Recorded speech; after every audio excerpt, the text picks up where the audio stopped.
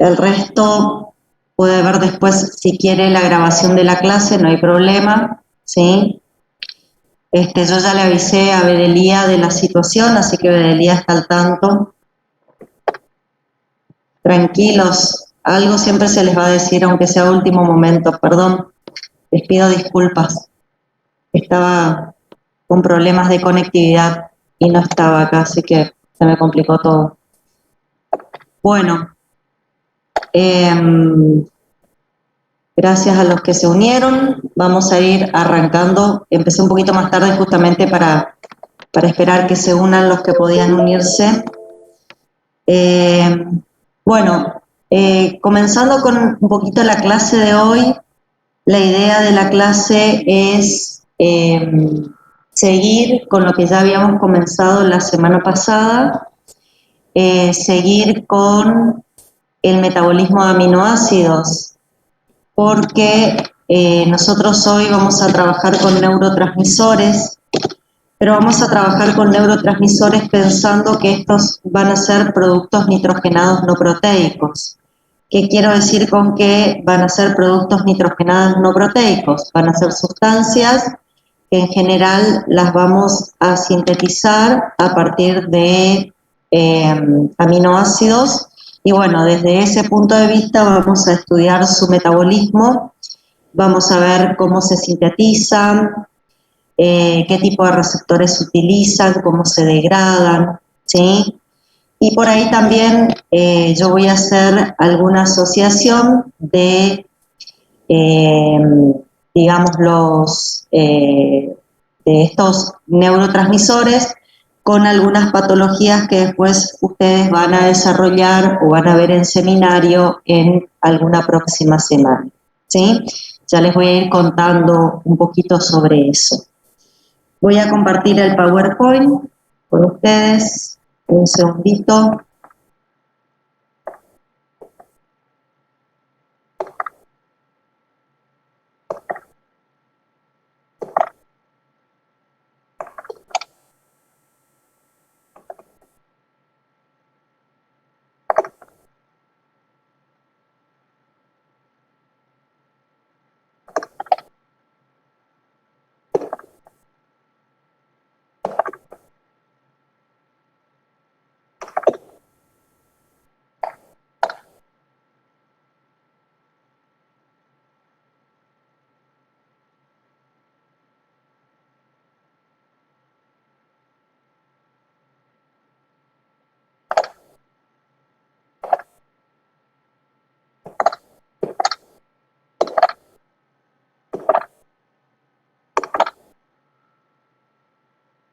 Bueno, ahí lo tenemos.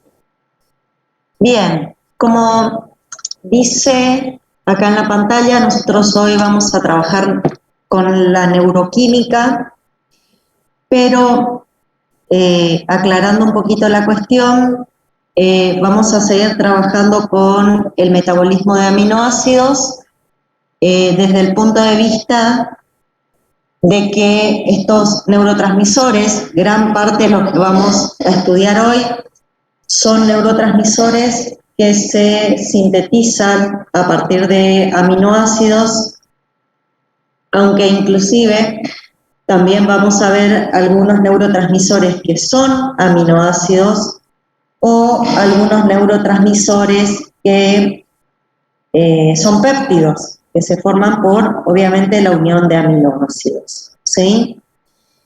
Pero para poder empezar a entender cómo funcionan estos neurotransmisores, me interesa más que nada que hablen, que repasemos, o por lo menos entendamos cómo funciona la comunicación neuronal, la comunicación entre neuronas.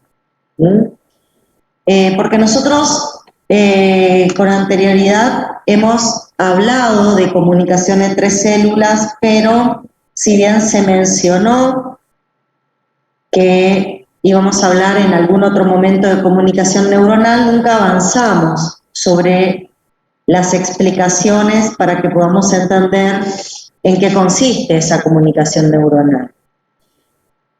Si nos ponemos a pensar, la comunicación neuronal no tiene mucha diferencia con las comunicaciones entre células que ya hemos tenido, que hemos trabajado, no va a haber mucha diferencia con esas comunicaciones que ya hemos trabajado.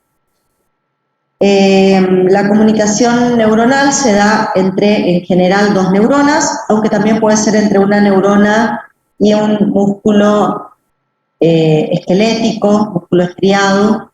En el caso de la placa neuromuscular, vamos a ver ahí también una comunicación por neurotransmisores. Normalmente, para que exista una comunicación neuronal, tiene que haber una primer neurona que reciba un estímulo, un impulso, un estímulo.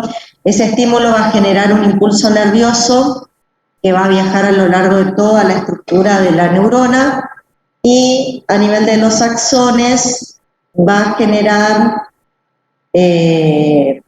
la liberación de un neurotransmisor. Ese neurotransmisor va a ser liberado en lo que vamos a denominar un espacio sináptico y una vez que atraviesa ese espacio sináptico, el neurotransmisor va a llegar a receptores que se van a encontrar en otra neurona normalmente.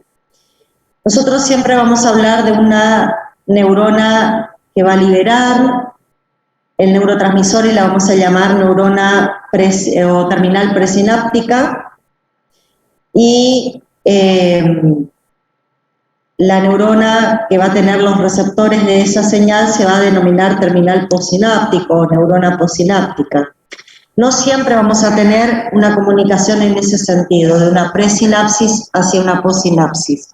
Cuando veamos la comunicación por el óxido nítrico, que es también una sustancia que se considera un neurotransmisor, lo que vamos a poder observar es que normalmente es la neurona posináptica que va a ser excitada en primera instancia por una neurona presináptica y como respuesta la neurona posináptica lo que hace es liberar un neurotransmisor que vuelve a actuar sobre la presinapsis, ¿sí?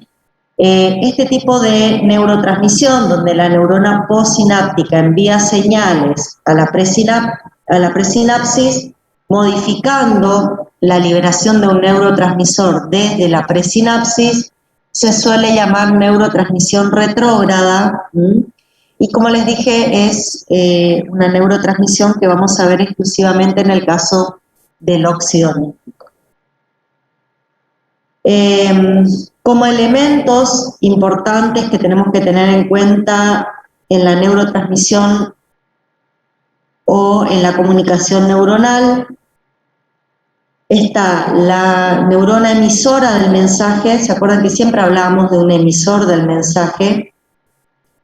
Acá la vamos a denominar neurona presináptica. Una neurona aceptora del mensaje, la condición es que la neurona aceptora del mensaje tenga receptores en su membrana. En este caso hablamos de una neurona postsináptica. Vamos a necesitar o va a existir entre la presinapsis y la possinapsis un pequeño espacio, realmente es mínimo, a través del cual el neurotransmisor va a, a difundir y de esa manera va a ir desde la presinapsis a la possinapsis. Como este espacio es muy pequeño, normalmente lo que vemos es que es muy rápida esta comunicación, este tipo de neurotransmisión es muy rápida, ¿sí? Y bueno, la molécula mensajera obviamente necesitamos. Esa molécula mensajera la vamos a denominar neurotransmisor, ¿sí? Es generalmente una sustancia química de muy bajo peso molecular, pequeñita. Muy pocas veces vamos a tener neurotransmisores que van a ser de un tamaño más grande.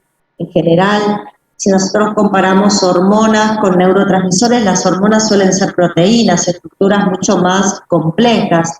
En cambio, los neurotransmisores son aminoácidos, moléculas nitrogenadas no proteicas pequeñas, a lo sumo un péptido, pero muy pocas veces vamos a ver estructuras mucho más grandes. Ese pequeño tamaño justamente favorece su rápida difusión también a través de este espacio que se llama espacio sináptico. Bueno, existen en realidad, teniendo en cuenta estos conceptos, dos tipos generales de neurotransmisores, de neurotransmisiones en el sistema nervioso.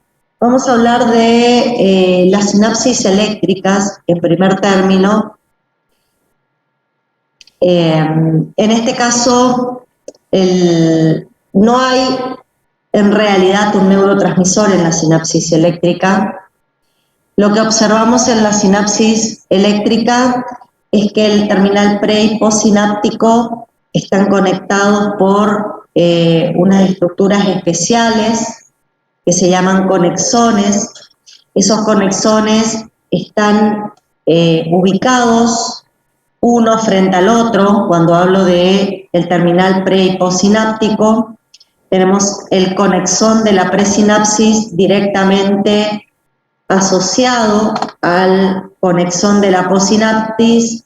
La característica de estos conexones es que son estructuras polipeptídicas que dejan en el centro un canal. Ese canal se conecta, los dos conexones tienen sus canales conectados y por esos conexones puede pasar un potencial de acción, pueden pasar iones, ¿sí?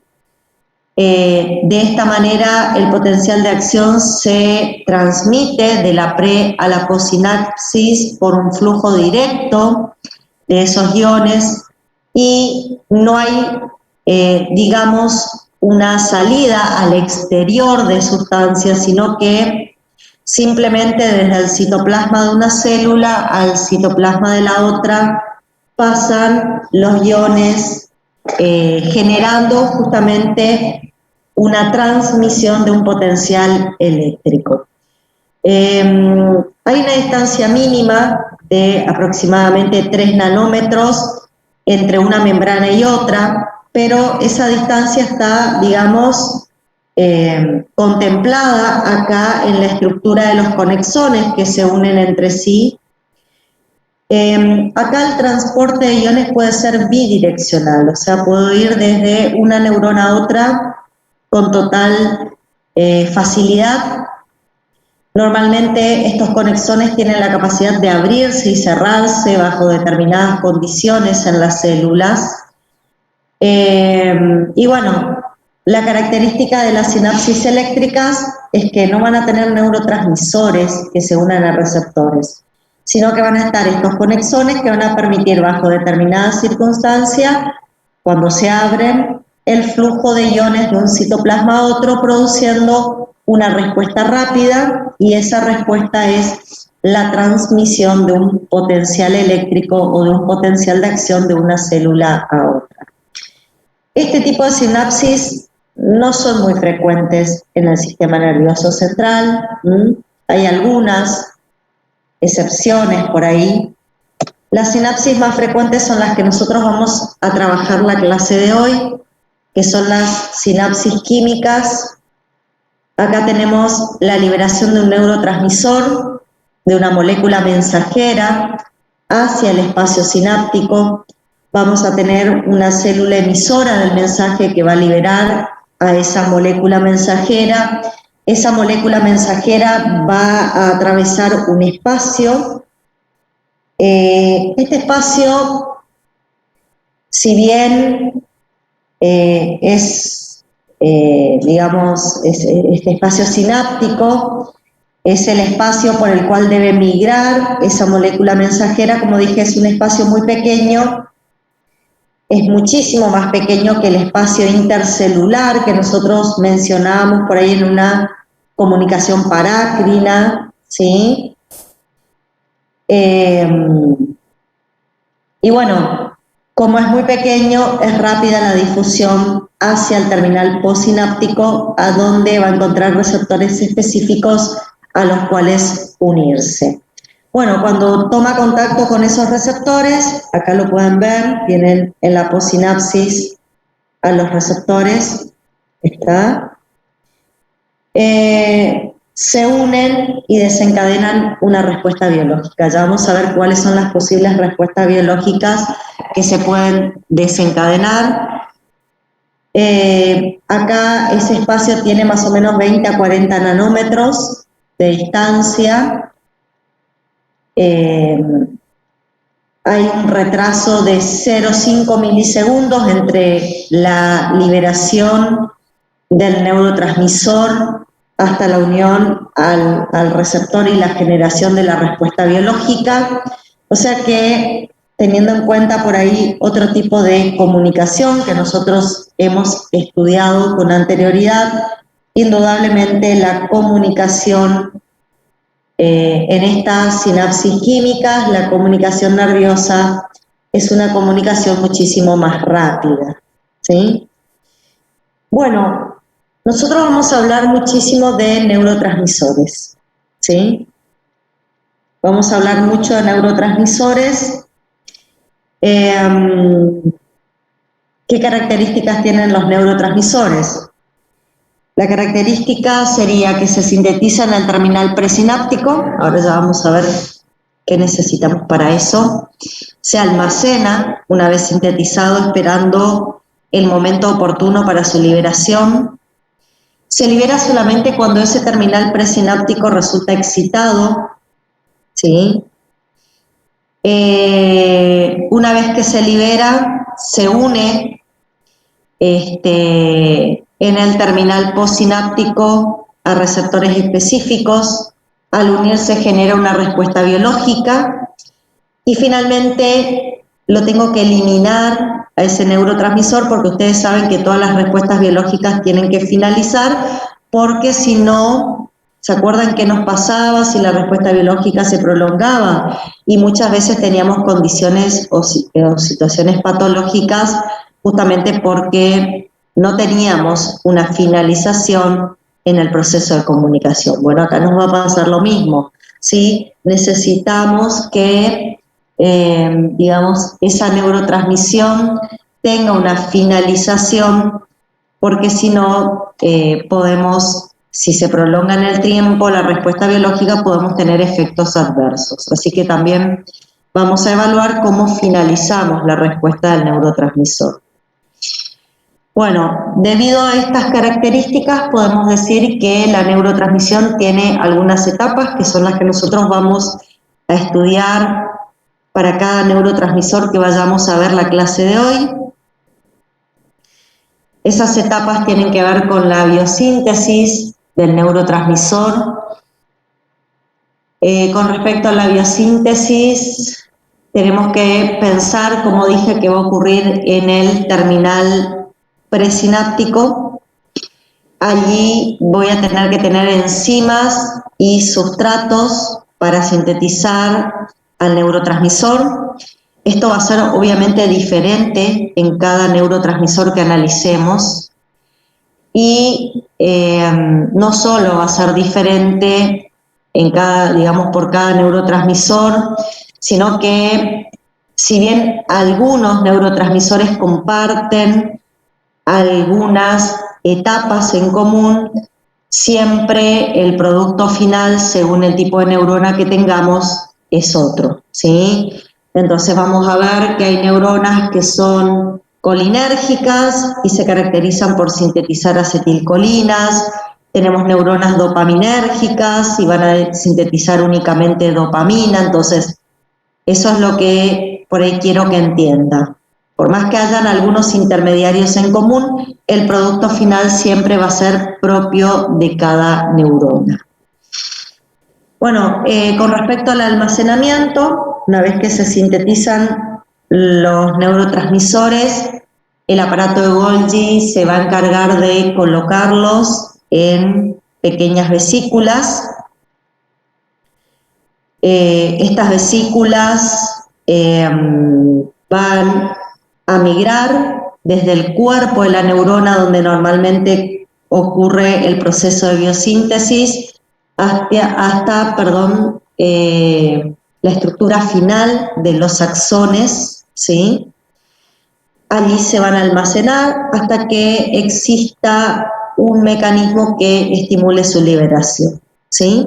Este almacenamiento en general no lo vamos a mencionar porque es igual en todos los casos. En el Golgi se incorporan en vesículas y van y se alojan en el citoplasma de los axones. Con respecto a la liberación de los neurotransmisores también tenemos una situación que es igual para todos los neurotransmisores. Si bien hay una liberación directa por difusión a través de la membrana del terminal presináptico, que ocurre constantemente, no es el principal mecanismo. Además, la cantidad de neurotransmisores que salen a la sinapsis por esta difusión directa suele ser mínima y va a ser insuficiente como para desencadenar una respuesta en la posinapsis. La verdadera liberación del neurotransmisor en grandes cantidades y como para desencadenar una respuesta en la posinapsis ocurre por un proceso de exocitosis.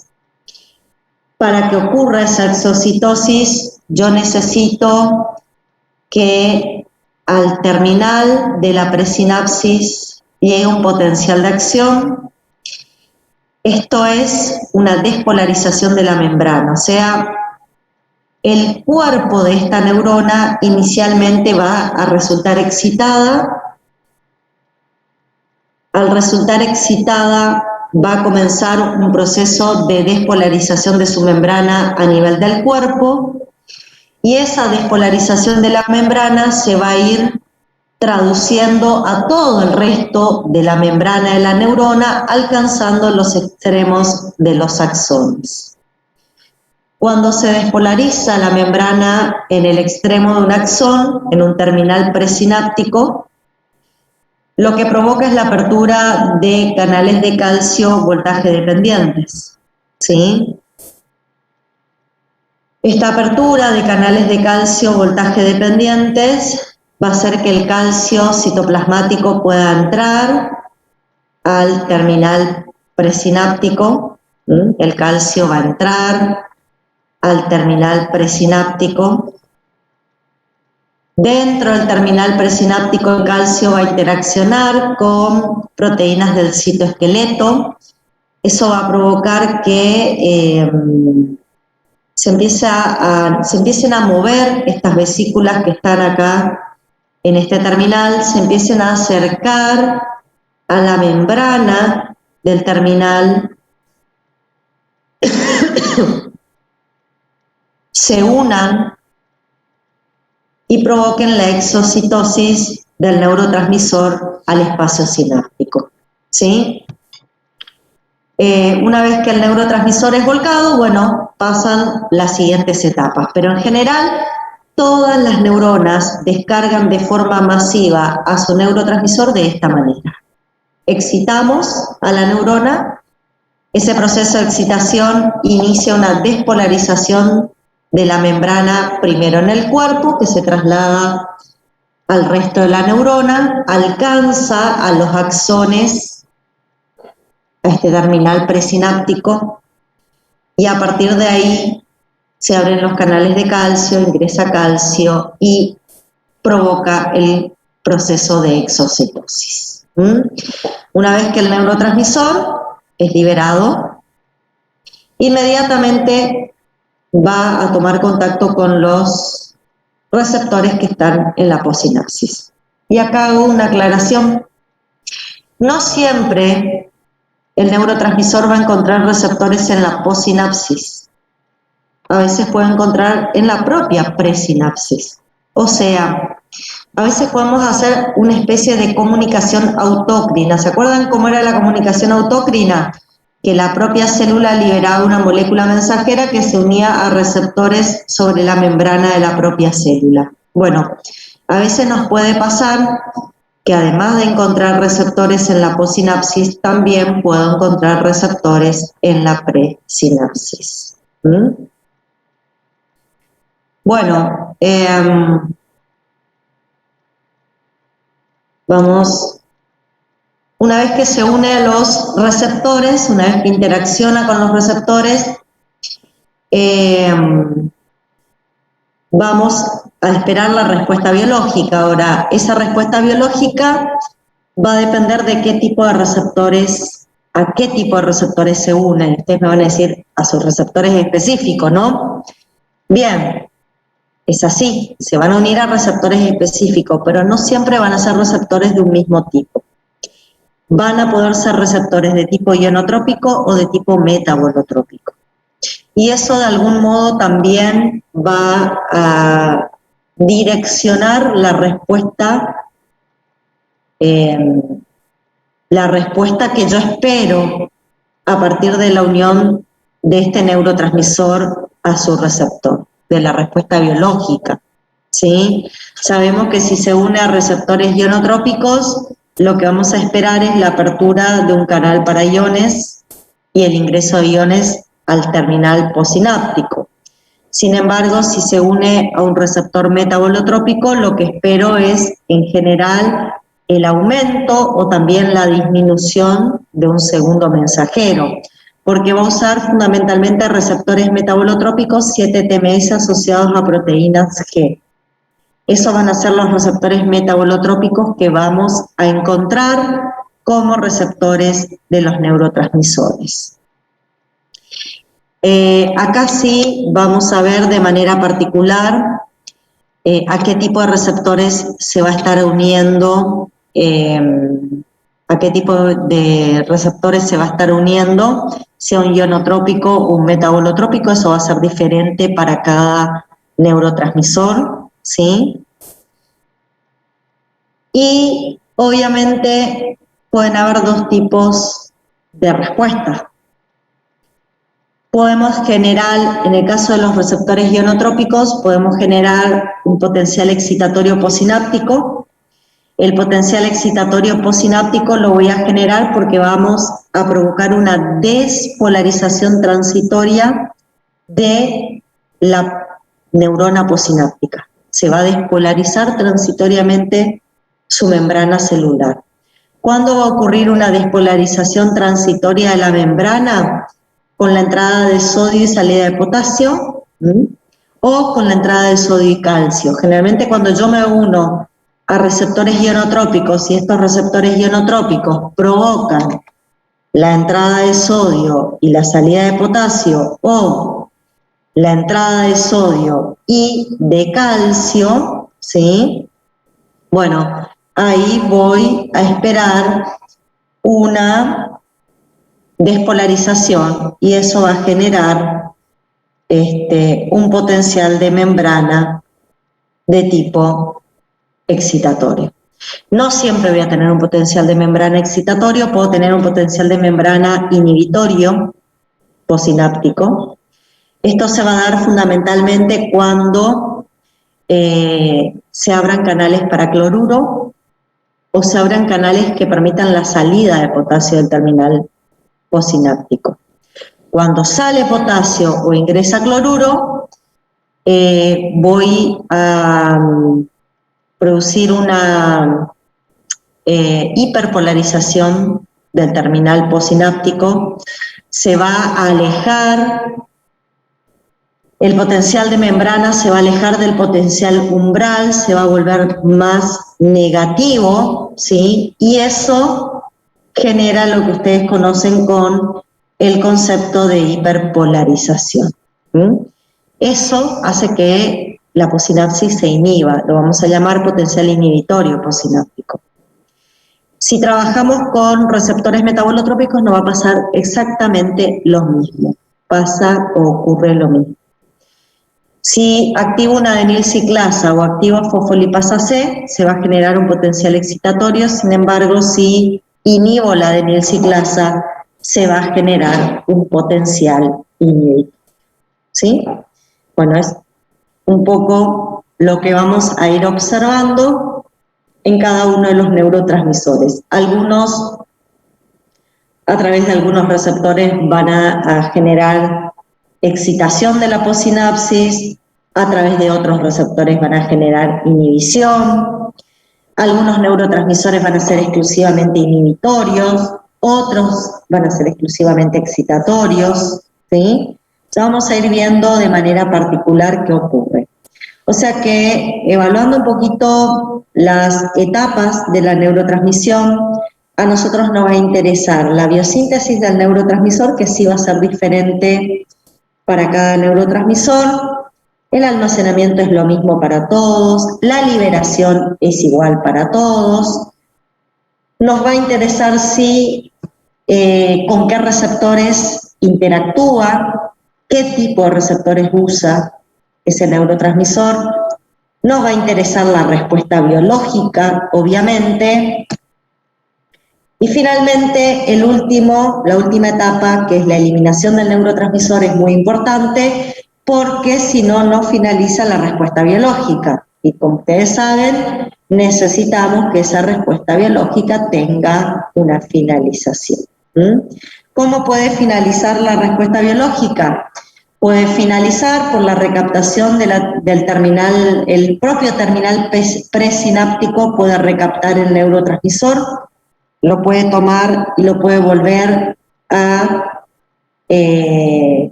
almacenar en su citoplasma. La otra posibilidad es, en la sinapsis puede existir una inactivación enzimática y transformamos al neurotransmisor en una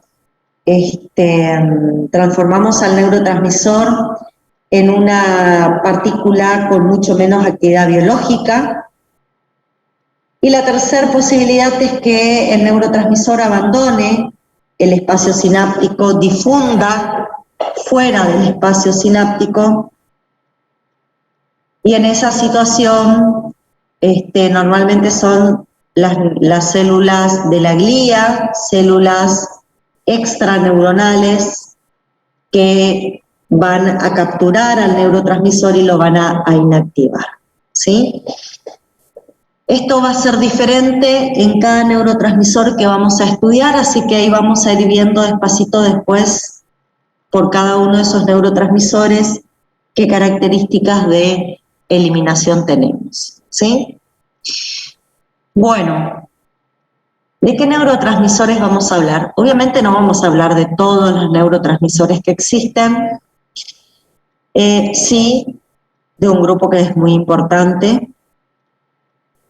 Y para poder, digamos, darle una orientación a la descripción de esos neurotransmisores, lo que yo presento primero es una clasificación. Esta clasificación no es la única clasificación de neurotransmisores que existen, ¿sí? Hay un montón de clasificaciones diferentes. Yo usé esta porque acá aparecen los neurotransmisores clasificados por su estructura química, que es lo que a mí hoy me interesa. Tenemos un grupo de neurotransmisores que los voy a denominar con una estructura química de monoaminas, y los denomino así porque son sustancias nitrogenadas no proteicas. Tienen un grupo amino, pero no son aminoácidos, ¿sí? Se van a sintetizar a partir de aminoácidos, pero no son aminoácidos. Este tipo de neurotransmisores, acá tenemos a la acetilcolina, a la adrenalina, la noradrenalina, la serotonina, la dopamina, la histamina. Son un grupo de neurotransmisores importantes en nuestro sistema nervioso, ¿sí? Quizás después ustedes lo van a estudiar en otras materias también. Después tengo un grupo de neurotransmisores donde la estructura química es la de un aminoácido. Acá tenemos al GABA, o ácido gamma-aminobutírico. Este no es un aminoácido proteico, no es un alfa-aminoácido, este es un gamma-aminoácido. Tenemos a la glicina, a la taurina, al glutamato, al aspartato. La taurina tampoco es un alfa-aminoácido. Sí lo son la glicina, el glutamato y el aspartato. No voy a hablar de todos estos, voy a hablar de los que representan neurotransmisiones de importancia en nuestro sistema nervioso. Voy a hablar fundamentalmente del GABA y del glutamato, que son dentro de las neurotransmisiones por aminoácidos, son las neurotransmisiones más importantes que tenemos. También vamos a hablar de algunos neurotransmisores que son péptidos, ¿sí?, que están formados por la unión de unos pocos aminoácidos entre sí. Y también voy a mencionar, como para ver alguna característica de neurotransmisores que son nucleótidos. ¿Por qué? Porque en el caso de los nucleótidos, las bases nitrogenadas de los nucleótidos se forman a partir de aminoácidos. Eso lo vamos a estudiar la semana que viene. Y en el caso del óxido nítrico, también se sintetiza a partir de aminoácidos. Así que es como que siempre están involucrados los aminoácidos de alguna manera en los neurotransmisores que estamos mencionando. ¿Sí? Bueno. Vamos a empezar con el grupo de las monoaminas, vamos a empezar por la acetilcolina y vamos a empezar por la síntesis, ¿sí? ¿Qué es lo importante en el proceso de biosíntesis? Sustratos y enzimas. ¿Qué sustratos vamos a usar para sintetizar acetilcolina? Bueno, ahí vamos a usar como sustrato la colina y acetil-CoA, ¿sí? Colina y acetil-CoA se van a unir por una colina acetiltransferasa, ¿sí? Colina acetiltransferasa, y de esa manera se forma la acetilcolina. Es bastante sencilla la síntesis de la acetilcolina, tiene un solo paso. Obviamente esto va a ocurrir solamente en aquellas neuronas que sean neuronas colinérgicas. Es importante la neurotransmisión por acetilcolina. Y ustedes la van a estudiar en una sinapsis muy particular, que es la sinapsis que hay en la placa neuromuscular, ya que la acetilcolina es importante para estimular la contracción del músculo esquelético, ¿sí? Bueno, se almacena como cualquier neurotransmisor, se almacena en vesículas, queda en el citoplasma del terminal presináptico, ahí a la espera de que llegue el potencial de acción y la entrada de calcio obligue a la exocitosis del neurotransmisor, ¿sí? Como ya hemos mencionado, que va a ser igual para todos los neurotransmisores. Una vez que es liberado, puede unirse a receptores. ¿Qué tipo de receptores tiene la acetilcolina? Tiene un receptor que lo vamos a llamar nicotínico, este es el que está exclusivamente en la placa neuromuscular, ¿sí? El receptor nicotínico tiene la característica de ser un receptor ionotrópico, es un receptor asociado a un canal de iones. Cuando la acetilcolina se une a este receptor, se van a abrir canales de sodio, va a ingresar sodio al terminal posináptico, que en este caso va a ser al músculo esquelético, y el ingreso de sodio obviamente genera un proceso excitatorio porque desencadena la despolarización del músculo, lo que inicia el proceso de contracción, ¿sí? Así que en este caso, esto va a ser exclusivamente un receptor de tipo excitatorio, que va a provocar en la posinapsis una excitación. No es el único tipo de receptor, también tenemos los muscarínicos. En el caso de los receptores muscarínicos hay 4 tipos y algunos van a ser excitatorios y otros inhibitorios. Un segundito, tengo que conectar la compu, ya sigo.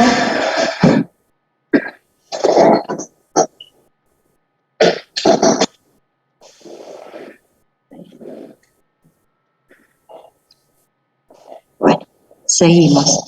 Les decía, les estaba hablando de los receptores muscarínicos, Les dije que los receptores muscarínicos son metabolotrópicos, algunos son excitatorios y otros son inhibitorios.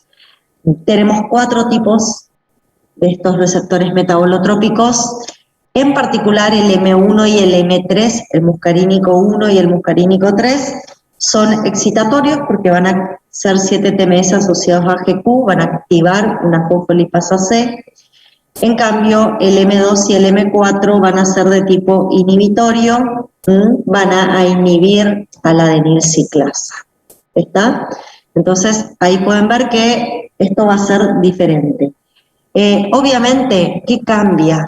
¿Por qué la acetilcolina se une a veces a un nicotínico y a veces a un muscarínico? Y eso tiene que ver en qué región del sistema nervioso o en qué región está el receptor. Sabemos que a nivel periférico, en la placa neuromuscular, tenemos nicotínicos. Sin embargo, en otras localizaciones tenemos muscarínicos. Bueno, depende frente a qué tipo de receptor yo libero la acetilcolina, va a generar un efecto diferente. ¿Está? ¿Por qué se llaman receptores nicotínicos y muscarínicos? Tiene que ver justamente con los agonistas que se usaron para reconocer a estos receptores.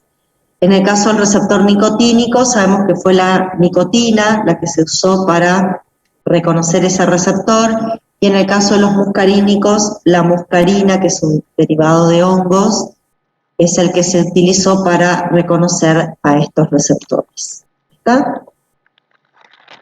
Bien, una vez que cumple su función, yo les dije que inmediatamente lo tenemos que eliminar para que no se prolongue la respuesta biológica, y esa eliminación la teníamos con distintos mecanismos. En este caso en particular tenemos un solo mecanismo, el mecanismo de la enzima acetilcolinesterasa, ¿sí? Esta enzima acetilcolinesterasa va a estar presente en el espacio sináptico. Ustedes a la acetilcolinesterasa la han estudiado como una enzima de tipo plasmoespecífica, ¿sí? Es sintetizada por el hígado fundamentalmente y digamos, cumple su función biológica enzimática en líquidos extracelulares, ¿sí? Se la considera plasmoespecífica, ¿está? Y bueno, cuando la acetilcolinesterasa actúa sobre la acetilcolina, directamente la acetilcolina se degrada en colina y acetato, y bueno, de esta manera la colina puede ser vuelta a recapturar. Ustedes pueden ver acá como la colina la puedo volver a tomar, ¿sí? Una vez que la acetilcolinesterasa actúa, ¿sí? La colina puede volver a ser tomada, y esto incluye un cotransporte con sodio, es un transporte activo, un transporte activo secundario. La colina ingresa acompañada de sodio y luego el sodio es eliminado del interior del terminal presináptico por una bomba sodio-potasio ATPasa, ¿sí? Bueno, eso es con respecto a la acetilcolina. Ustedes van a estudiar la neurotransmisión por acetilcolina fundamentalmente en fisiología, por la contracción del músculo que ella determina. También después lo van a estudiar en diferentes patologías, ya que esta neurotransmisión está afectada en pacientes que tienen Alzheimer, y van a ver que los pacientes que tienen Alzheimer tienen déficit en neuronas colinérgicas, y eso genera un poco la sintomatología. Bueno, después lo van a ir viendo más adelante. Y una de las acciones de los fármacos en los pacientes con Alzheimer es justamente inactivar la acetilcolinesterasa, porque inactivando la acetilcolinesterasa lo que logramos es que la acetilcolina que se logra liberar esté más tiempo presente en el terminal postsináptico y de esa manera aumenta un poco la respuesta biológica debido a que hay un déficit. Y bueno, también lo van a ver quizás cuando estudien la miastenia gravis, lo vemos en inmunología. La miastenia gravis es una enfermedad autoinmune donde el paciente genera autoanticuerpos contra el receptor nicotínico y bloquea la unión de la acetilcolina a ese receptor, provocando debilidad muscular.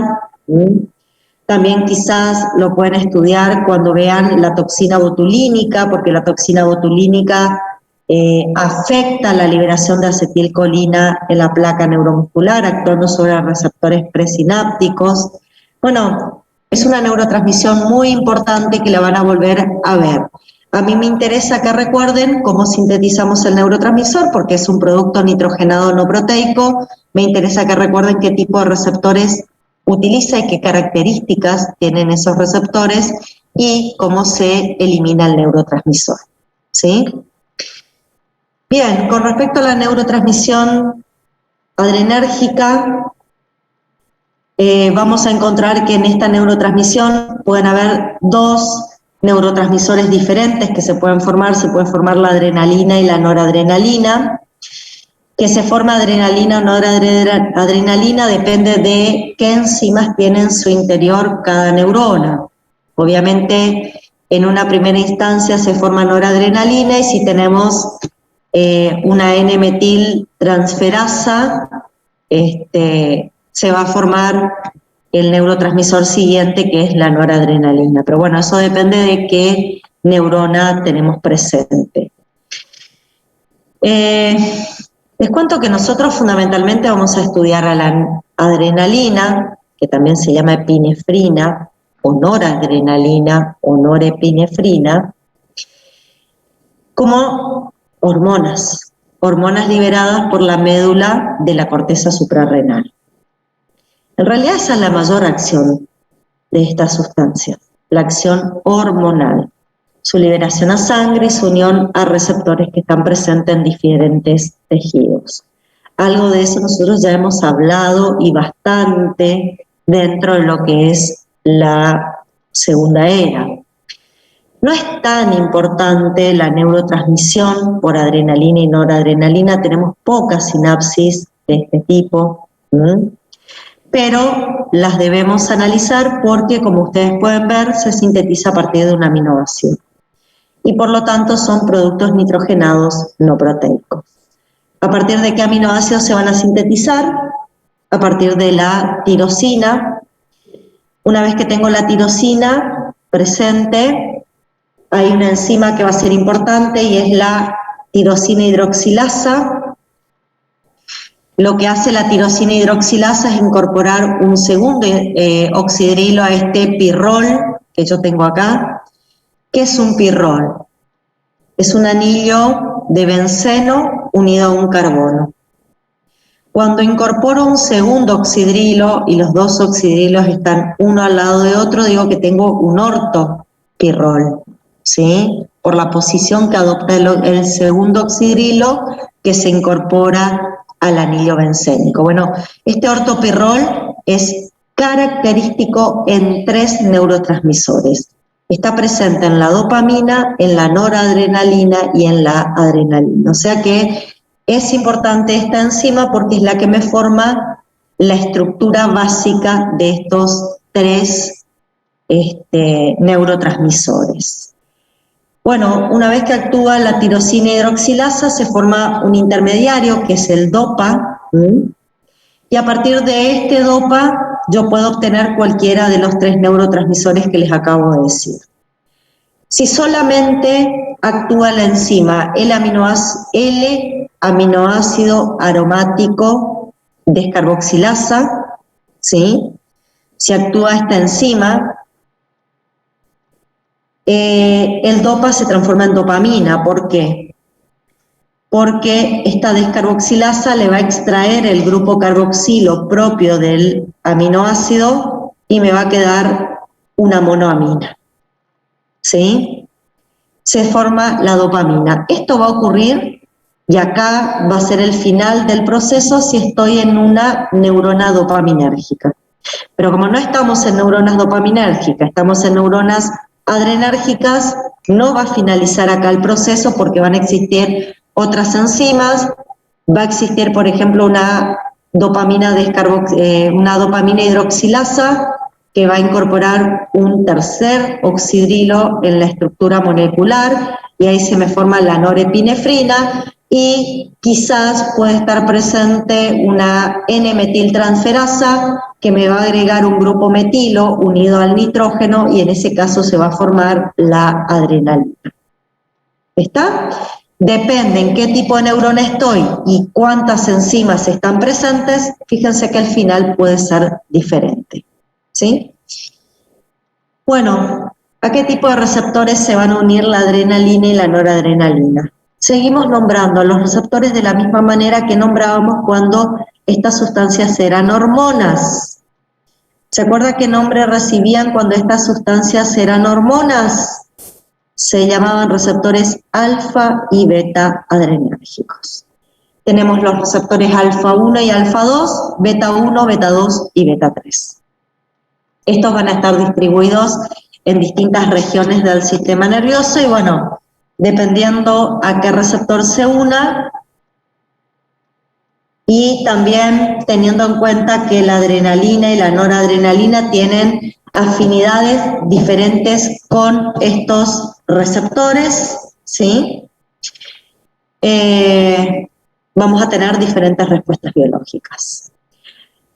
Si se une al receptor alfa 1, normalmente la adrenalina tiene más afinidad que la noradrenalina alfa 1. Eso no quiere decir que no se una la noradrenalina, sino lo que estoy queriendo decir es que frecuentemente la que se une es la adrenalina, ¿sí? Bueno, si se unen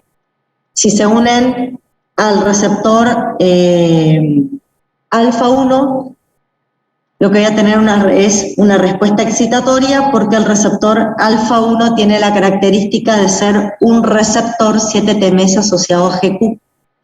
¿Sí? Si se une a un receptor alfa 2, acá normalmente es más frecuente que se una la noradrenalina con más afinidad, ¿sí?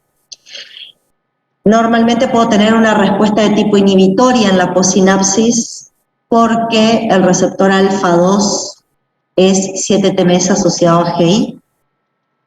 Y si se une a cualquiera de los receptores beta, de nuevo tengo una respuesta de tipo excitatoria porque los receptores beta son 7-T-mes asociados a GS. Con respecto a los betas, yo puse que la epinefrina o la adrenalina tiene más afinidad por los receptores beta en general. ¿Por qué? Porque se une con mayor frecuencia a beta 1 y beta 3. Ahí es donde más afinidad tiene la epinefrina o adrenalina. Con beta 2 en general tiene más afinidad la noradrenalina, ¿sí? Pero si sumo, como la epinefrina se une más a beta 1 y beta 3, yo puse que la epinefrina tiene más afinidad en general con todos los receptores beta que la norepinefrina, ¿sí? La característica que tiene, sobre todo, la noradrenalina o norepinefrina es que además de receptores postsinápticos también tiene receptores presinápticos. En la presinapsis podemos encontrar receptores beta 2 y alfa 2, que eran a los que se unían estos neurotransmisores.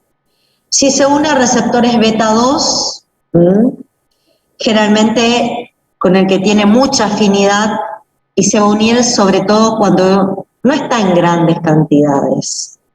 Y lo que produce es un feedback positivo. Recuerden que beta es 7-T-mes asociado a GS, aumenta el AMP cíclico, es estimulador, ¿sí? Lo que provoca es que la presinapsis libere más neurotransmisor del que está liberando, ¿sí?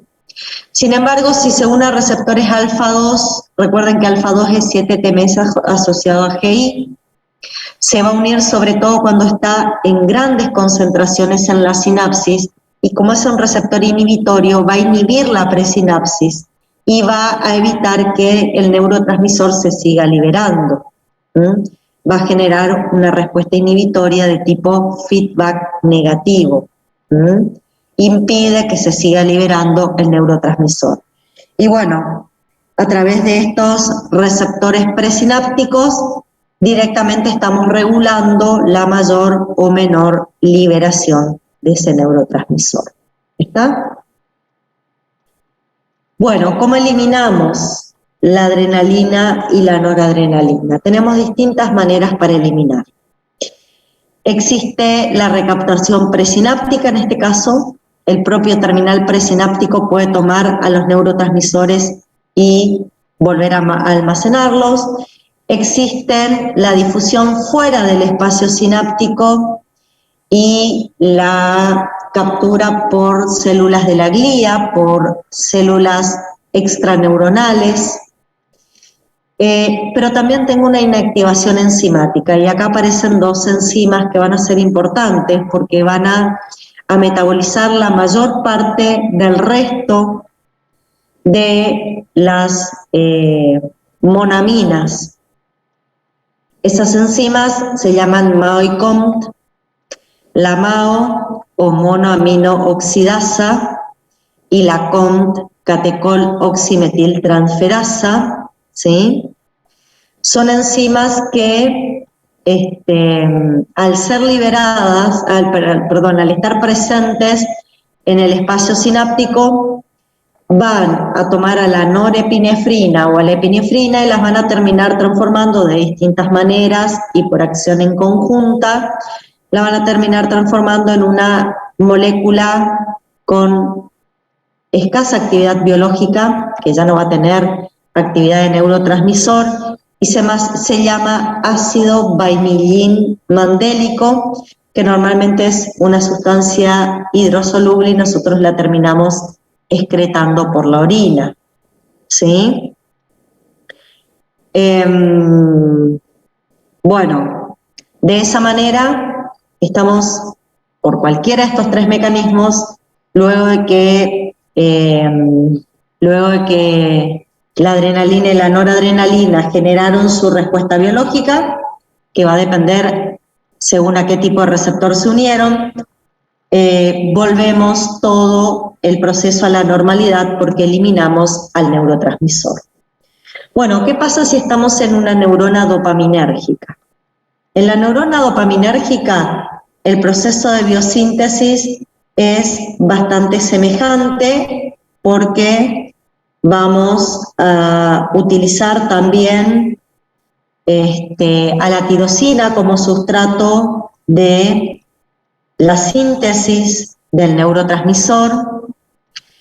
Acá la diferencia es que solamente en la neurona dopaminérgica yo voy a tener la tirosina hidroxilasa y la L-aminoácido aromático descarboxilasa, entonces no voy a tener el resto de las enzimas. Entonces el producto final sí o sí va a ser dopamina. Como cualquier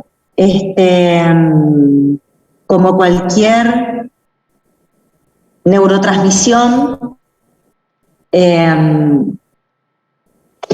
vamos a, sintetizar el neurotransmisor, almacenarlo, cuando se excita la neurona lo liberamos. Tiene la dopamina únicamente receptores metabolotrópicos. Hay uno que se lo considera metabolotrópico, aunque por ahí hay unas cuestiones que están inconclusas. Normalmente se denominan receptores D a los receptores de dopamina. Tenemos 5. Algunos son excitatorios, otros son inhibitorios, y el que yo les digo por ahí tiene algunas cuestiones a analizar, es el D3. Lo que se sabe es que el D3 provoca el cierre de canales de calcio. Se cree que es por un 7-TMS asociado a GI, que se cierran los canales de calcio.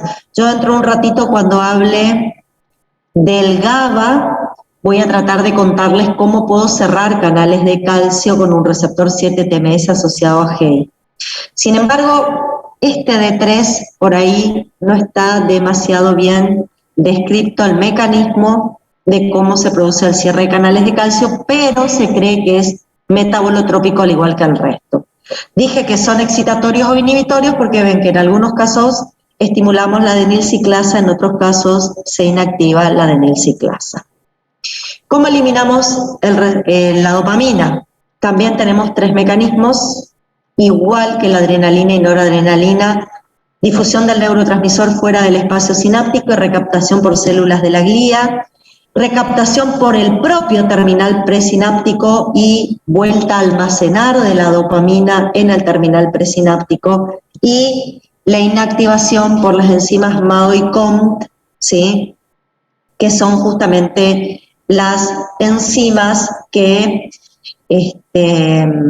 inactivaron a los neurotransmisores que vimos anteriormente.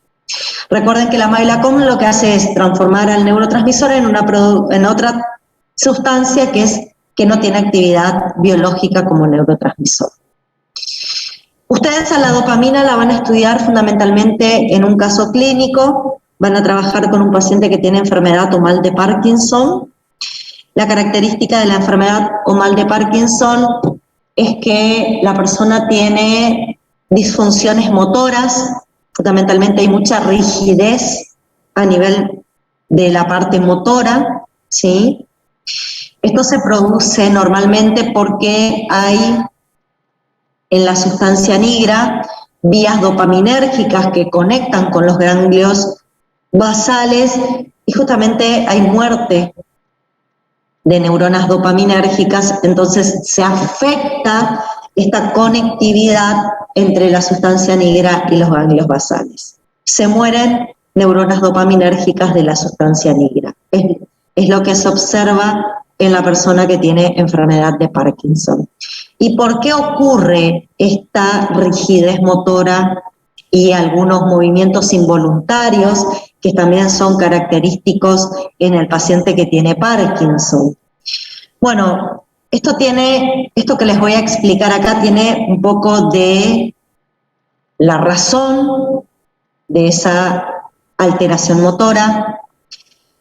Las funciones motoras nosotros normalmente las tenemos coordinadas en algunas regiones en especial del cerebro por neuronas GABAérgicas que liberan a un neurotransmisor llamado GABA.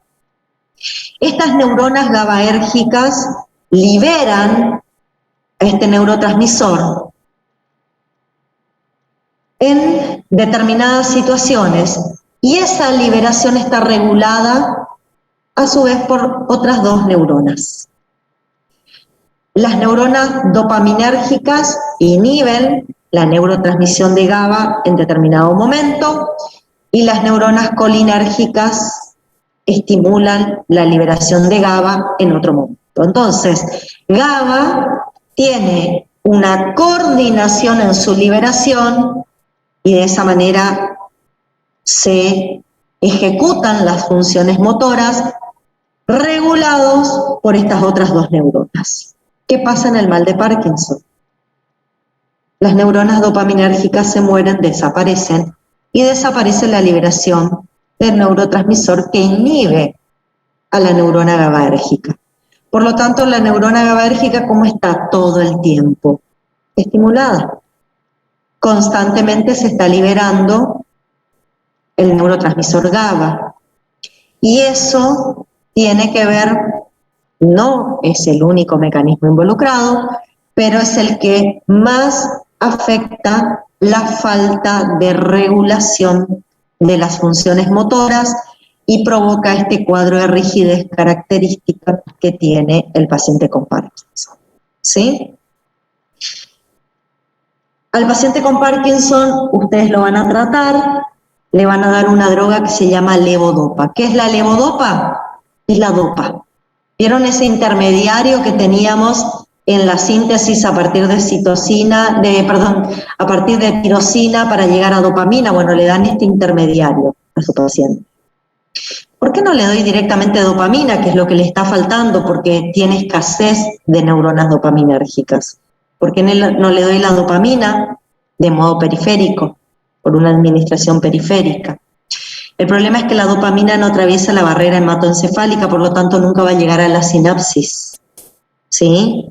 Entonces, ¿qué hago? Le doy el precursor para que aquellas neuronas dopaminérgicas que aún siguen funcionando tengan un exceso de sustrato y en presencia de la descarboxilasa generen mayor cantidad de producto. O sea, estoy estimulando a las enzimas dopaminérgicas que aún no se murieron a que generen más dopamina y de esa manera tratar de lograr más dopaminas en las sinapsis dopaminérgicas, ¿sí? Normalmente esa dopa que sí atraviesa barrera hematoencefálica y puede llegar a las neuronas dopaminérgicas, se la doy con una descarboxilasa periférica. ¿Por qué? Porque en el hígado tenemos descarboxilasas que pueden transformar dopa en dopamina y no me sirve eso.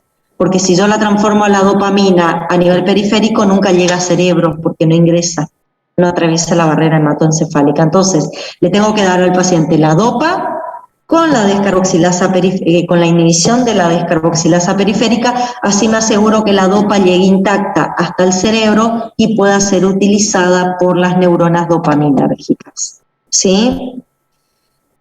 ¿Tiene efecto el cannabis en el Parkinson? Ni. Hay algunos pacientes parkinsonianos que responden al cannabis, hay pacientes que no. Realmente tendríamos que sentarnos a ver sobre qué receptores actúan, sobre qué tipo de receptores actúa el cannabis, pero yo reconozco, porque encima hay otro problema, chicos, no todos los pacientes con Parkinson tienen las mismas manifestaciones. Hay parkinsonianos que como manifestación tienen movimientos involuntarios y hay otros parkinsonianos que como manifestación tienen la rigidez. Sí, hay distintos síndromes parkinsonianos, también está el Parkinson clásico, están los síndromes parkinsonianos. Ya cuando estudien, yo no me quiero meter mucho en eso, lo van a ver, pero sí, y lo digo porque digamos, tengo gente que conozco con patologías como esta y que el consumo de cannabis funcione y hay otros en donde no tienen respuestas. También tiene que ver el avance y la cantidad de neuronas que tienen afectadas, donde yo ya tengo una gran proporción de neuronas que se murieron y a veces la farmacología, por eso el tema de la levodopa es efectivo en los primeros años, donde todavía me quedan algunas neuronas vivas. Cuando ya avanzó la enfermedad y se me siguieron muriendo las neuronas, porque eso no lo puedo evitar, después ya el levodopa no va a tener quien lo transforme en dopamina. Y ahí no voy a tener demasiada respuesta. ¿Está? No te podría decir específicamente cuál es la acción del cannabis porque no lo tengo presente, pero bueno, lo podríamos evaluar, ¿sí? Bien, vamos a hablar del siguiente neurotransmisor, que es... Ay, un segundo.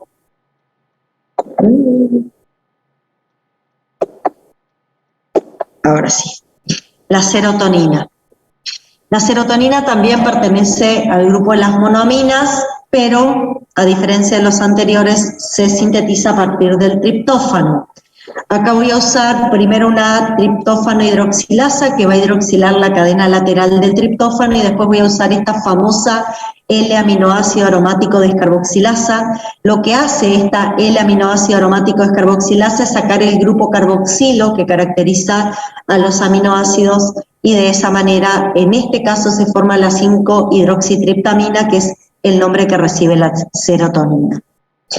Debido a que la serotonina es la 5-hidroxitriptamina, los receptores para serotonina se llaman receptores 5-HT. Tenemos 7 receptores diferentes, algunos son ionotrópicos, otros son metabolotrópicos, particularmente el receptor denominado número 3 es ionotrópico, es un ionóforo para calcio y sodio y como tal va a permitir el ingreso de estos iones y va a provocar un potencial de membrana excitatorio en la possinapsis. Con respecto a los otros, que son metabolotrópicos, el 1 es inhibitorio porque tiene o provoca la inhibición de la adenilciclasa, es 7-TMS asociado a GI. El 2 es estimulador, es un 7-TMS asociado a GQ.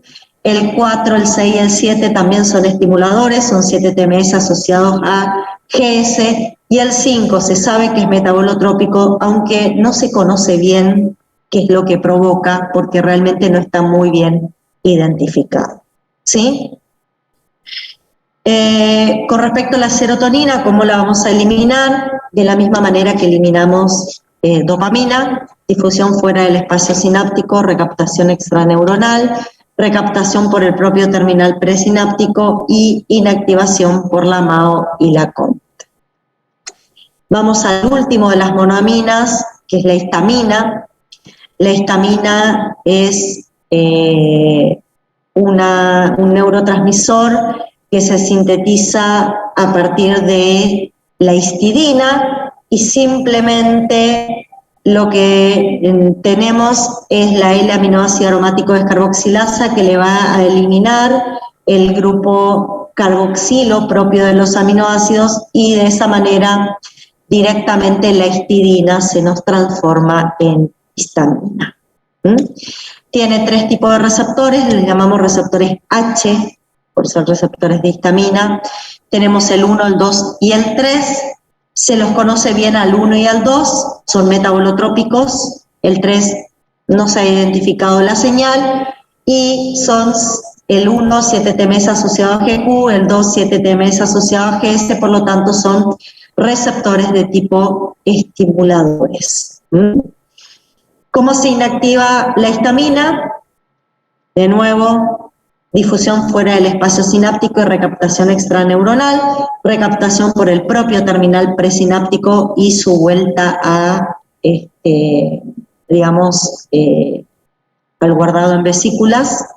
Y acá solamente la MAO tiene acción para inactivar a este neurotransmisor. La COM no tiene funcionalidad, ¿sí? Bueno, hasta acá nuestras monoaminas. Ahora vamos a los aminoácidos, ¿sí? Vamos a los aminoácidos. Sí, chicos, yo les subo el Power, no se preocupen, y también un PDF para que puedan tener información, ¿sí? Sobre todo esto. Bueno, estaba contestando lo que me habían dicho en el chat por si alguien no entiende de qué estoy hablando.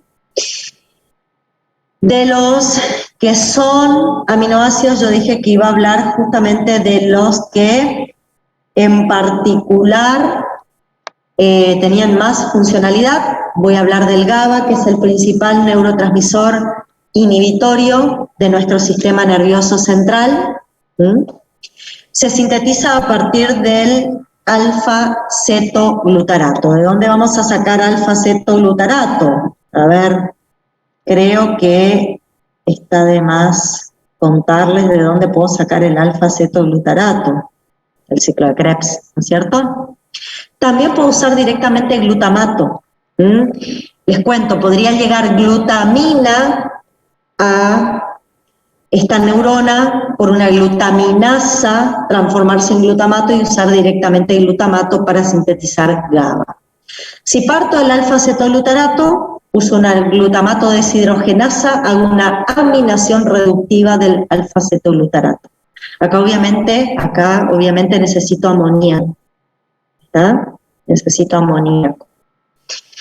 Bueno, se va a unir el alfa-cetoglutarato con el amoníaco, se va a aminar reductivamente por la glutamato deshidrogenasa que ustedes ya conocen, se forma el glutamato y por una descarboxilasa se forma el GABA o ácido gamma-aminobutírico. Tengo que descarboxilar, sacar el grupo carboxilo propio del aminoácido y se me forma el neurotransmisor, ¿sí? Este neurotransmisor GABA tiene 2 tipos de receptores, tiene receptores ionotrópicos y tiene receptores metabolotrópicos. Tiene receptores GABA-A, GABA-B y GABA-C. GABA-A y GABA-C son ionotrópicos. GABA-B es metabolotrópico, ¿sí? Es el principal neurotransmisor inhibitorio del sistema nervioso central. Todos los sitios donde estamos inhibiendo el sistema nervioso, seguro hay un neurotransmisor GABA como intermediario. Fíjense que en el Parkinson, con la dopamina, yo inhibo la liberación de GABA para regular las funciones motoras, ¿sí? Al no inhibir la liberación de GABA, se libera exceso de GABA y una de las consecuencias es la rigidez motora por exceso de neurotransmisor inhibitorio sobre la regulación de las funciones motoras. Fíjense cómo vamos relacionando de a poquito y de esa manera podemos entender cómo aparecen algunas manifestaciones clínicas en los pacientes. Pero bueno, vayamos al principal receptor, que es el GABA-A. Este GABA-A, que es ionotrópico, es un receptor ionotrópico y es un ionóforo para cloruro.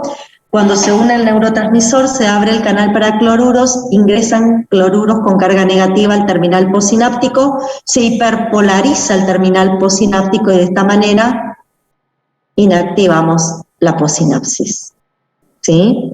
Directamente inactivamos la postsinapsis.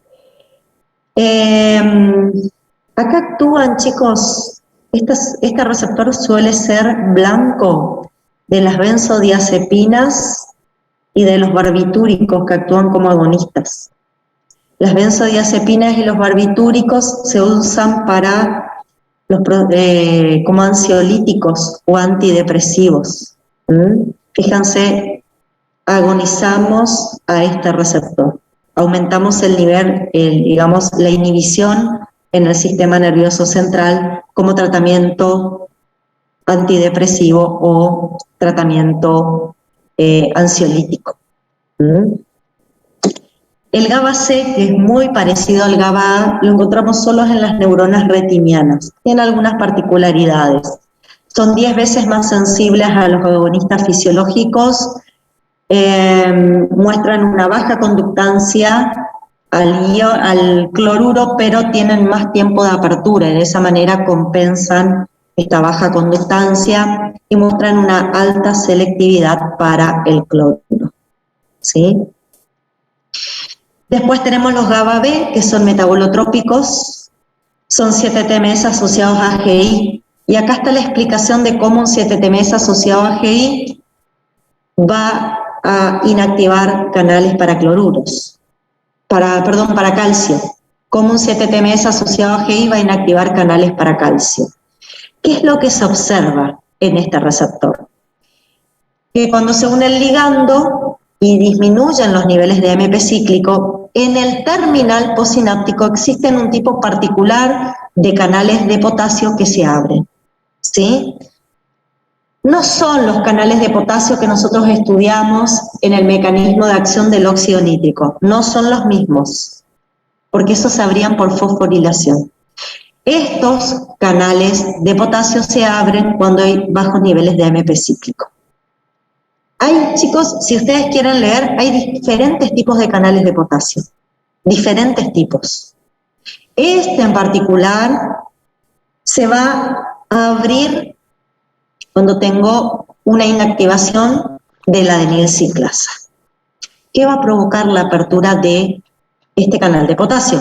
El potasio está en mayor cantidad dentro del terminal postsináptico, por lo tanto va a empezar a salir. Sale potasio al exterior. Al salir el potasio, ¿qué pasa con el terminal postsináptico? Se hiperpolariza porque salen cargas positivas. Se hiperpolariza el terminal postsináptico. Eso provoca que permanezcan cerrados los canales de calcio voltaje dependiente. Como se hiperpolariza el terminal postsináptico, los canales de calcio voltaje dependiente quedan cerrados y no hay o disminuye la conductancia al calcio, provocando, como se dice ahí, un efecto fundamentalmente inhibitorio.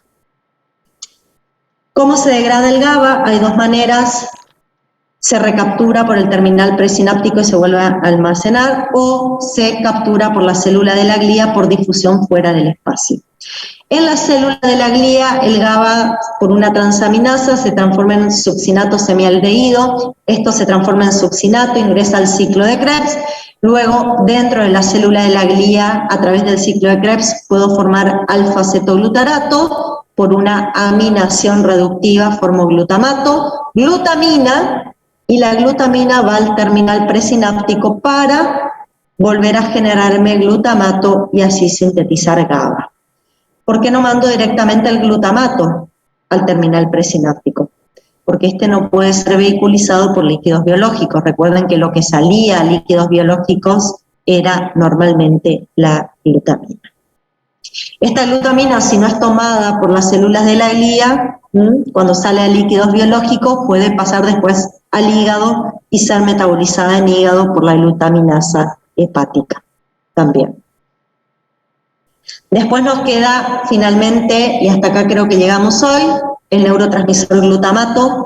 Se sintetiza a partir de una glutamina, por glutamina sintetasa. Podemos tomar glutamina de los líquidos biológicos, ¿sí?, de nivel periférico, de nivel central. Ustedes pueden ver cómo la célula de la glía forma glutamina, ¿sí?, en estas condiciones forma glutamina, así que puede ser glutamina de nivel periférico o nivel central, que llega a estas neuronas glutamatérgicas ahora, y por una glutaminasa forma glutamato. Sin embargo, no es la única manera. Puedo formar glutamato por la glutamato deshidrogenasa, partiendo del alfa-cetoglutarato del ciclo de Krebs, una aminación reductiva, o por las transaminaciones que ya estudiamos también podemos formar glutamato. El glutamato tiene dos grandes grupos de receptores, los ionotrópicos y los metabolotrópicos. Los ionotrópicos se denominan NMDA, AMPA y kainato, son ionóforos. El NMDA es principalmente un ionóforo para calcio, aunque puede serlo también para sodio y potasio. AMPA y kainato son ionóforos para sodio y potasio. Y con respecto a los metabolotrópicos, hay 7 tipos, se llaman M-GLU, porque son los metabolotrópicos del glutamato, ¿sí? Son 7 TMS asociados a proteínas G, como todos los metabolotrópicos que vimos. Algunos van a ser asociados a GS, otros a GI, ¿sí? ¿Cómo eliminamos el glutamato? Por difusión fuera del espacio sináptico y recaptación por células de la glía. Acá en las células de la glía hay una glutamina sintetasa que puede transformar en glutamato en glutamina, y esa glutamina puede volver a ser aprovechada por el terminal presináptico cuando la célula de la glía la libere, o el propio terminal presináptico puede recaptar el glutamato. Y con respecto al glutamato, ustedes también van a trabajar con el glutamato en seminario, porque van a hablar de la excitotoxicidad del glutamato. ¿Cuándo aparece excitotoxicidad del glutamato? Cuando por alguna causa se libera muchísima cantidad de glutamato en un terminal, en una sinapsis, ¿sí? ¿Qué situaciones me llevan a la liberación excesiva de glutamato en una sinapsis? Tenemos causas agudas. Estas pueden ser una isquemia cerebral, como un accidente cerebrovascular isquémico. Ese es el caso clínico que ustedes van a trabajar, un accidente cerebrovascular isquémico, ¿sí? Cuando ustedes tienen un accidente cerebrovascular isquémico y eso afecta a una región del cerebro que tiene neuronas glutamatérgicas, ¿qué es un accidente cerebrovascular isquémico? Es una situación que provoca un bloqueo en la circulación sanguínea en una región del cerebro y la llegada de menos sangre, por lo tanto de menos oxígeno a una región del cerebro. Si eso afecta a una neurona glutamatérgica, ¿qué va a hacer esta neurona en su terminal, en su posinapsis? En su terminal presináptico. Va a empezar a liberar todo el glutamato que tiene, porque no lo va a poder retener en las vesículas por falta de ATP. Debido a que va a sufrir una falta de ATP, la neurona isquémica va a liberar excesivamente todo el glutamato que tiene almacenado. Y eso va a provocar que las neuronas que están cerca, están en la posinapsis, que se llaman neuronas en zona de penumbra, son en zona de penumbra porque no están en la región isquémica, están rodeando la región isquémica, pero van a sufrir el efecto de la excitotoxicidad del glutamato. ¿Qué va a provocar la excitotoxicidad del glutamato?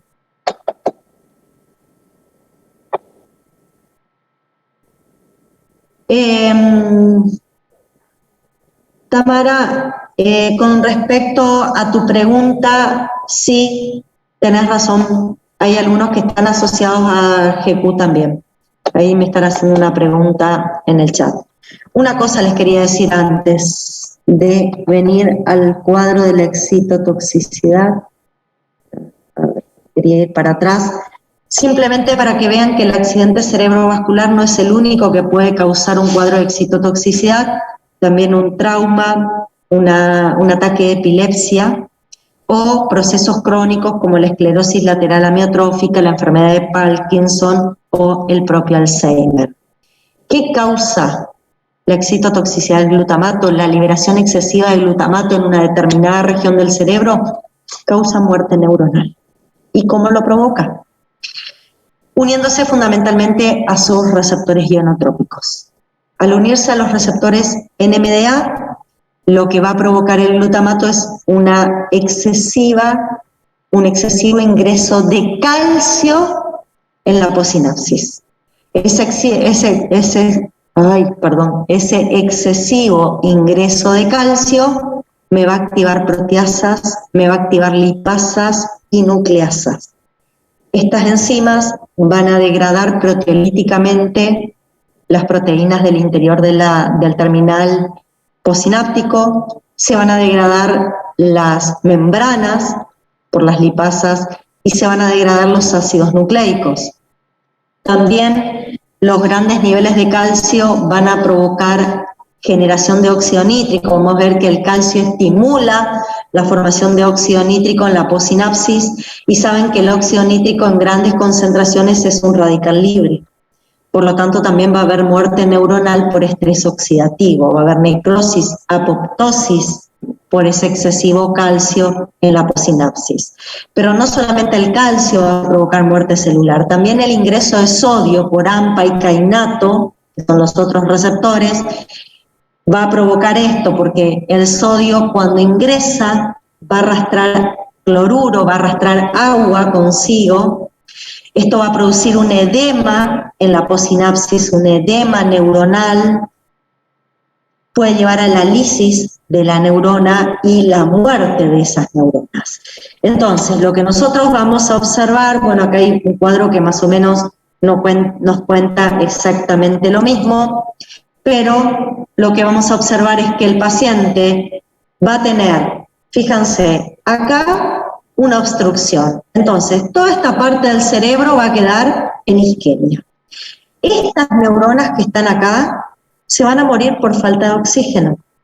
Y las neuronas que no están en isquemia, pero están alrededor, en lo que vamos a llamar zona de penumbra, la zona de penumbra es la que rodea a la zona isquémica, también se van a morir, pero no por falta de oxígeno, sino por excitotoxicidad del glutamato. ¿Sí? Van a tener una muerte excesiva neuronal estos pacientes por dos causas, la isquemia y la excitotoxicidad del glutamato.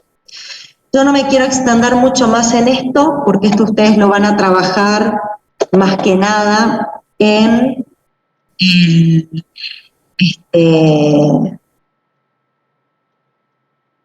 lo van a trabajar más que nada en seminario, pero es para que cuando lean el seminario y vean los casos clínicos, por lo menos sepan de qué estamos hablando, que no estén tan por ahí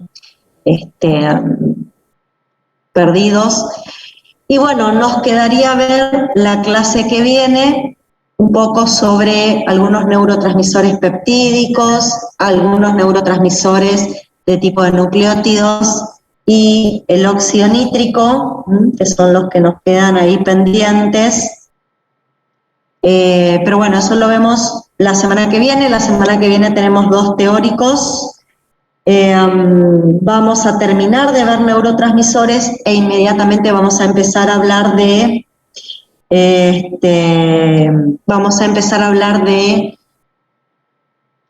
nucleótidos, que son los siguientes productos nitrogenados no proteicos que tenemos que trabajar, ¿sí? Yo les voy a ir completando el aula virtual con las grabaciones de las clases, con algunos PDFs que les estoy preparando. Pero bueno, la idea es que vayan aprovechando los materiales que se les suben.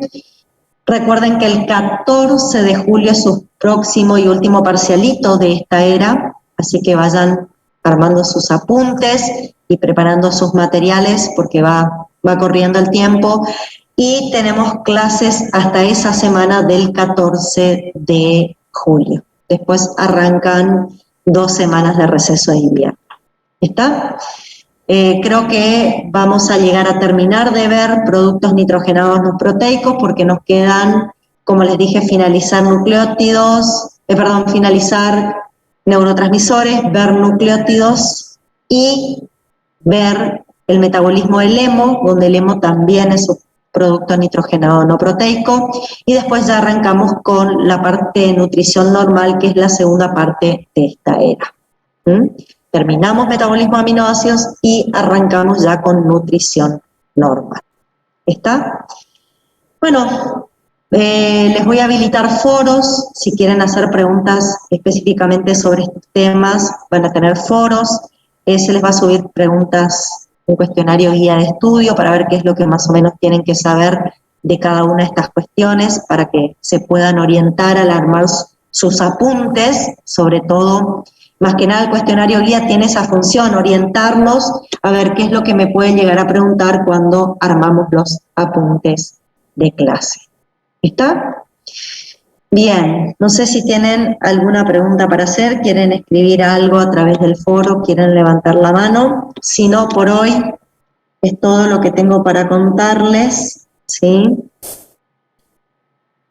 Bueno, si no hay nada más, de nuevo les pido disculpas por haberles pasado tarde el link. Para aquellos que, bueno, no se pudieron conectar, va a quedar una grabación. Para los que se pudieron conectar les agradezco la paciencia, ¿sí? Pero bueno, nos estamos viendo la próxima semana. Hay 2 teóricos y hay seminario, presten atención, ¿sí? Tienen seminario la semana que viene. Nos vemos, chicos. Buen fin de semana para todos, buen descanso. Chau, chau, hasta la próxima.